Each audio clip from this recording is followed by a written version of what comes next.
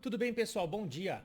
Eu tô assistindo as Olimpíadas aqui, acompanhando, tô feliz com o desempenho do Brasil, né? A Fadinha, Raíssa Leal, Pedro Barros, Ítalo Ferreira, assim, muitas alegrias pro nosso país. Fiquei triste ontem com a derrota da seleção de vôlei masculina pra Rússia, numa virada ali que sem precedentes, né? Mas assistindo as Olimpíadas, eu lembrei de um tema que eu trouxe aqui outra vez, que tem a ver com a inclusão e a representatividade.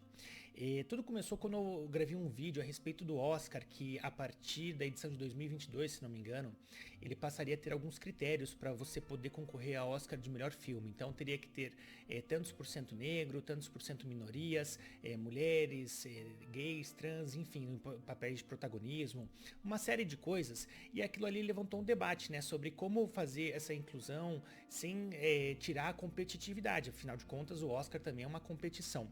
Então, só fazer um preâmbulo rápido aqui, eu sou totalmente a favor da inclusividade, da inclusão e da representatividade.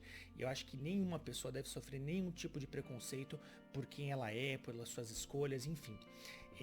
Dito isso, eu acredito que o caminho seja fazer isso de uma maneira mais natural e não forçando artificialmente, como por exemplo, nesse exemplo do Oscar. Voltando agora, fazendo um paralelo com as Olimpíadas. Se você for ver, as Olimpíadas os Jogos Olímpicos são a competição mais desigual na questão de representatividade que você possa imaginar. Se você for ver a final, por exemplo, dos corredores de 100 metros rasos no atletismo, são todos negros. Se você for ver a final dos 50 metros na natação, são todos brancos. Se você for ver no vôlei, você não vai achar atletas baixinhos, tem a questão do líbero, mas na média são todos muito altos, assim, se você tem 1,60 m, você não vai ser um atacante de vôlei. Basquete, a mesma coisa. Levantamento de peso, são todos aqueles tipo mais gordo, fortes. Então, ali, como é que seria se, por exemplo, você começasse também, poxa, não, tá muito mal representado a coisa aqui. Vamos pegar agora metade dos nadadores, eles têm que estar na final, eles devem ser negros. Metade dos corredores devem ser brancos.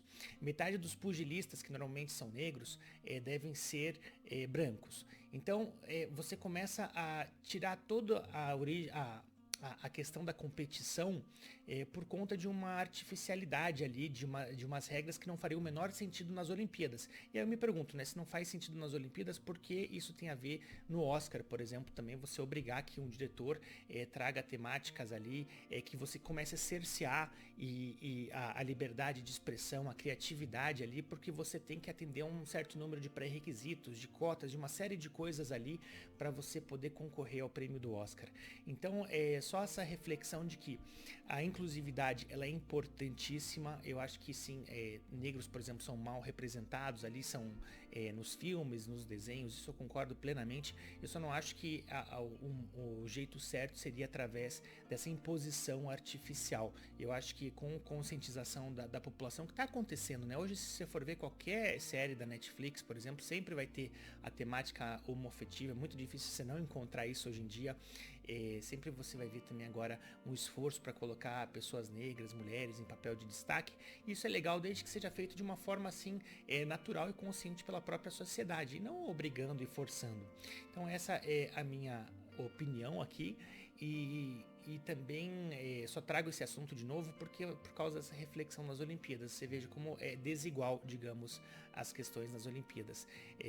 Imagina, não, poxa, vamos ter que... Quantas pessoas que são baixinhas aí, tem mulheres de 1,50 m e homens de 1,60 m que sonham em ser atacantes de vôlei.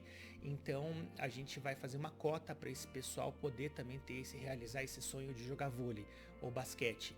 Ou ainda pessoas que correm maratona, que são extremamente magras, têm uma resistência sobrenatural. Não, então ali também está mal representado os biotipos dos corpos ali, que é aquele corpo mais parrudo, de levantamento de peso, assim também. Então, são umas coisas que não fazem sentido, e aí eu acho que acaba muitas vezes jogando contra a própria causa que eles defendem em defesa das minorias. Fica então essa reflexão, fica aberto aí também se você tiver uma opinião diferente. Paulo, mas não tem nada a ver o Oscar com as Olimpíadas, porque uma é uma competição esportiva, a outra é uma competição artística, então isso é um debate válido, sabe? Se você tiver vontade de colocar sua opinião, da gente conversar numa boa, numa amizade, sem esse negócio de cancelamento na internet, que é uma outra crítica que eu faço também, né? Porque, por exemplo, é muito legal, sei lá, que o diretor, por vontade própria, coloque uma mulher gay, trans ou não sei o que, como um papel de protagonista numa história bacana, numa história legal e pronto. Agora, essa cultura de cancelamento, poxa, vamos cancelar esse filme porque não tem nenhum gay, ou vamos cancelar esse diretor por causa que ele resolveu escolher só homens brancos e não sei o que, e colocou um negro como vilão, ou isso, que agora, não sei se vocês têm reparado, mas parece que o movimento é o contrário, né?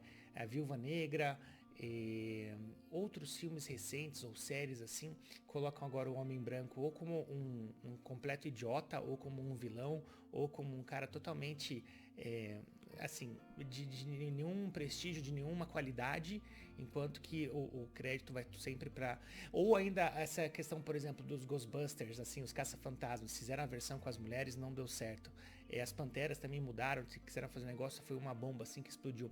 Por quê? Porque é um negócio muito artificial, enquanto que isso daí não tem nada a ver com machismo. Por exemplo, Sigourney Weaver, quando fez o Alien, lá nos anos 80, poxa, mulher casca grossa, super respeitada, até hoje assim, você vê uma mulher super forte, não sei o que, e nunca precisou apelar por esse tipo de coisa, ou ainda no próprio Exterminador do Futuro, agora me fugiu o nome, não sei se é Linda Hamilton, mas a atriz que fez lá o Exterminador do Futuro 2 também, e tantos outros exemplos bem legais, e personagens também, a Lara Croft, e tantos outros assim, que naturalmente são assim, você não precisa pegar e forçar a barra assim, poxa, agora vamos fazer um caça-fantasmas de mulheres, agora vamos fazer, tá me fugindo alguns outros filmes assim, que eles simplesmente mudaram agora, vamos fazer uma versão das mulheres desse filme. Não, eu acho que tem muito espaço para criar histórias muito interessantes com protagonistas mulheres, sem precisar, assim, apelar para esse tipo de coisa, assim, de vamos pegar um personagem masculino, agora ele vai ser, ou vamos pegar o Superman e agora ele vai ser negro.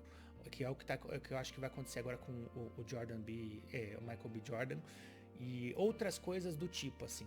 Então eu acho que tem muito espaço para criar, que nem o Pantera Negra, tantos personagens legais assim que tem, e enfim, fica essa discussão aí pra gente sempre conseguir ser inclusivo, que eu acho um negócio bem legal, representativo, mas sem apelar para certas imposições ou certas culturas de cancelamento aí, que eu acho que só leva o debate para um lado muito ruim, tá bom?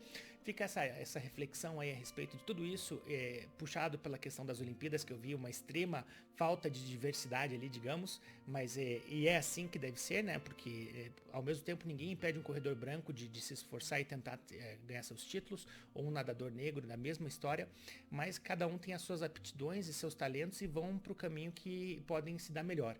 Então, assim como é absurdo, então ó, vamos fazer uma cota agora para metade do time de vôlei tem que ter 1,60 m para a gente ser inclusivo com os baixinhos, também não faz muito sentido para mim outros tipos de imposições de cotas. Fica essa reflexão, então, se você gostou, eu peço que você deixe seu like, compartilhe, se inscreva no canal.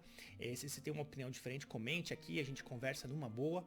E se você quiser conhecer mais sobre mim e sobre o meu trabalho, é só você acessar paulomachado.com. Um grande abraço e até a próxima.